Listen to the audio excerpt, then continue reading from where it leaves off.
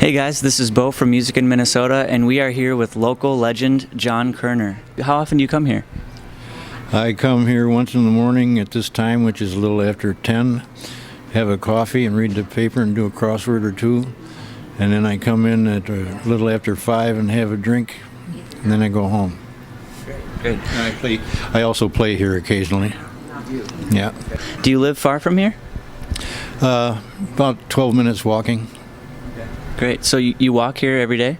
No, I have sometimes, but especially in the winter time, I get in the car.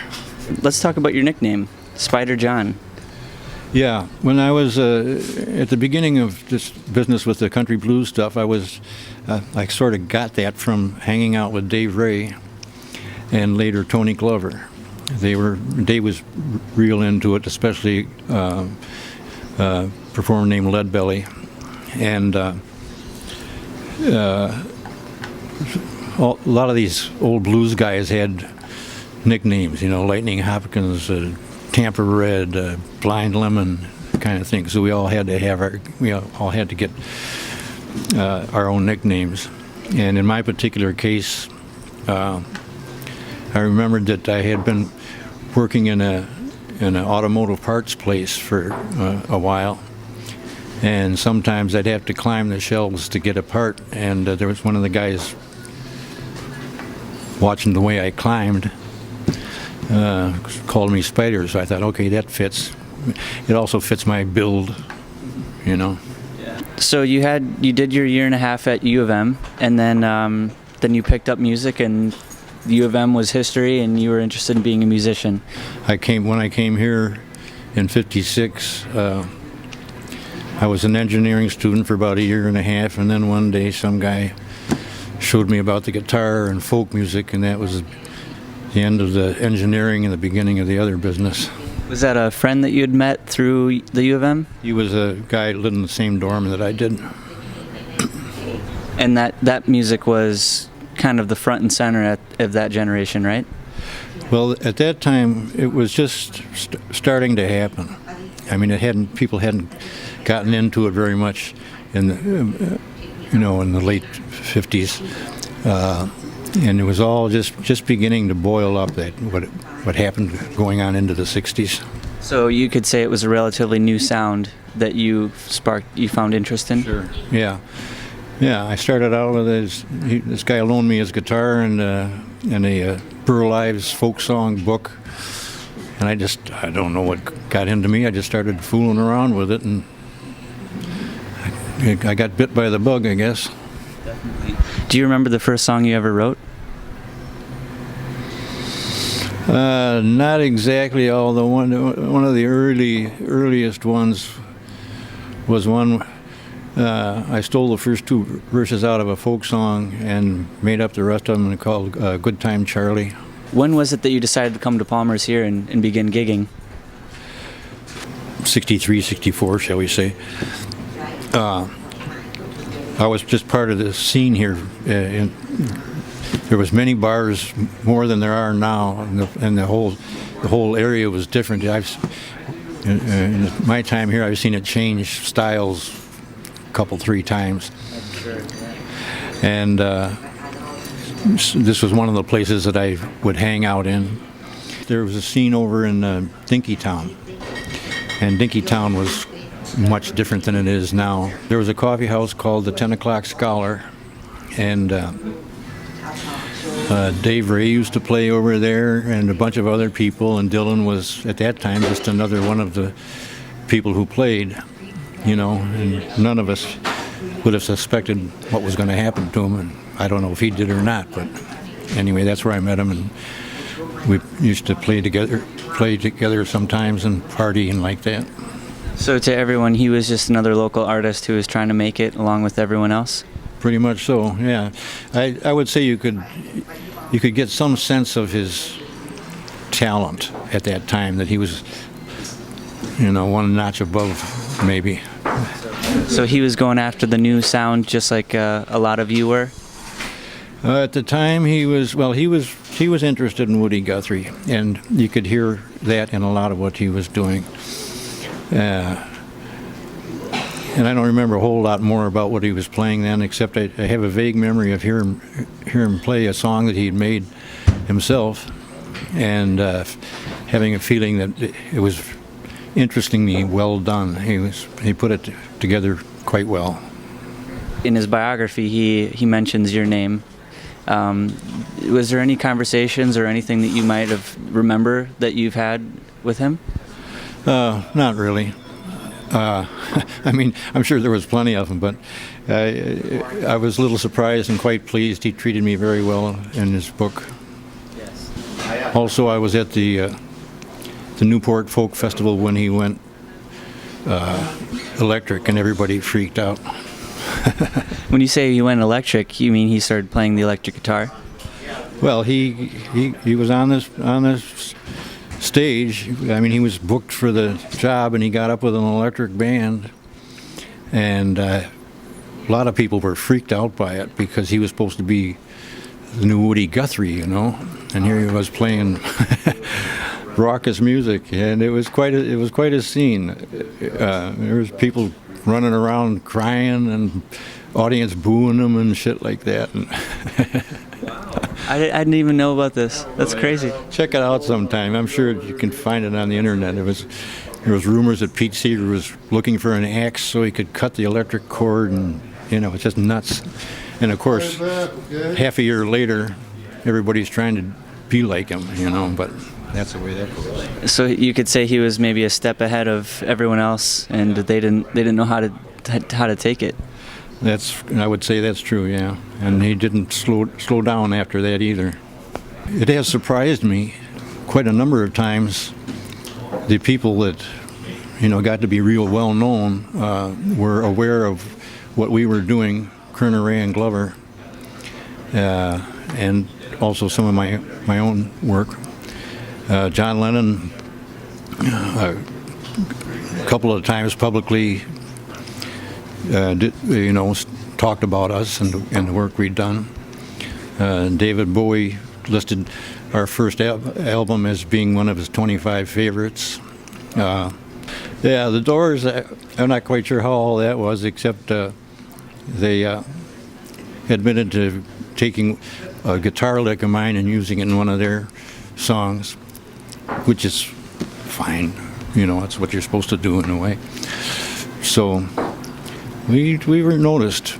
And I heard the Rolling Stones used to listen to, some of them listen to our stuff and like that.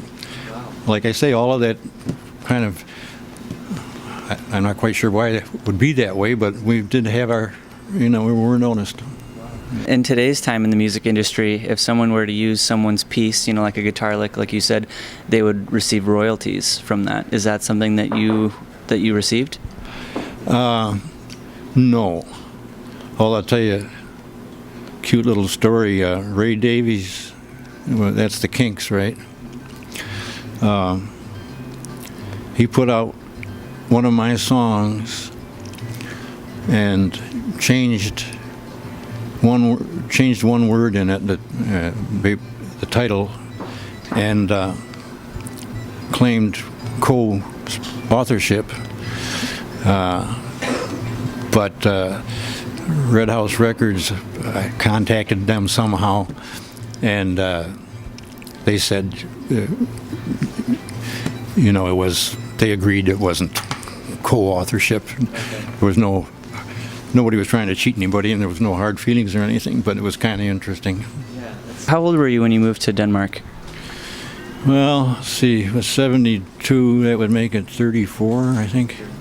I had, in a previous visit over to, or a couple of visits over to Europe, run into a woman who I married, a Danish woman, and we were living over here for a while, and then I was kind of going through one of those change of life kind of times, and I decided to quit music forever and move to Denmark, and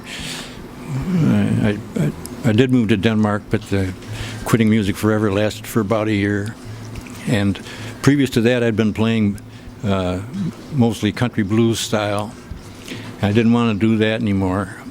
And we had a Alan Lomax folk collection at home at the time, and I looked at the folk music, folk songs, and found that a lot of them were really top-notch pieces.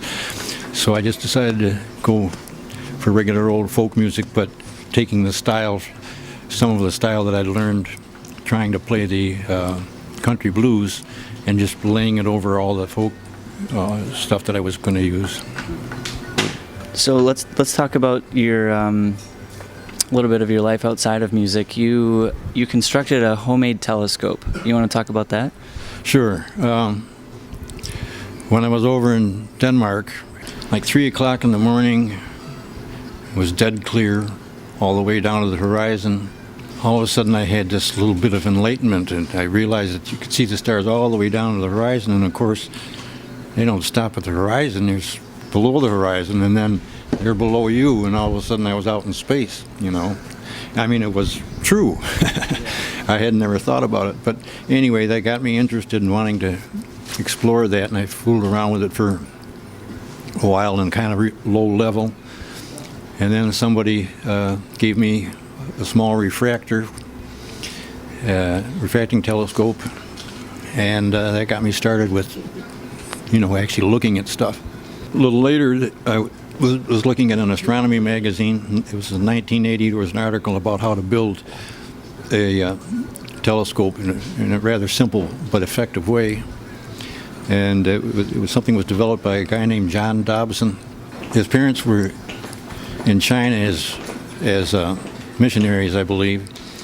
He came over here. He spent 23 years in some kind of a monastery in San Francisco, and was kind of kicked out of the monastery because he'd sneak out at night and make these telescopes and show them to people on the sidewalk. There still is a group called the Sidewalk Astronomers now that he started. He died a few years ago at age 90, but he was an incredible person.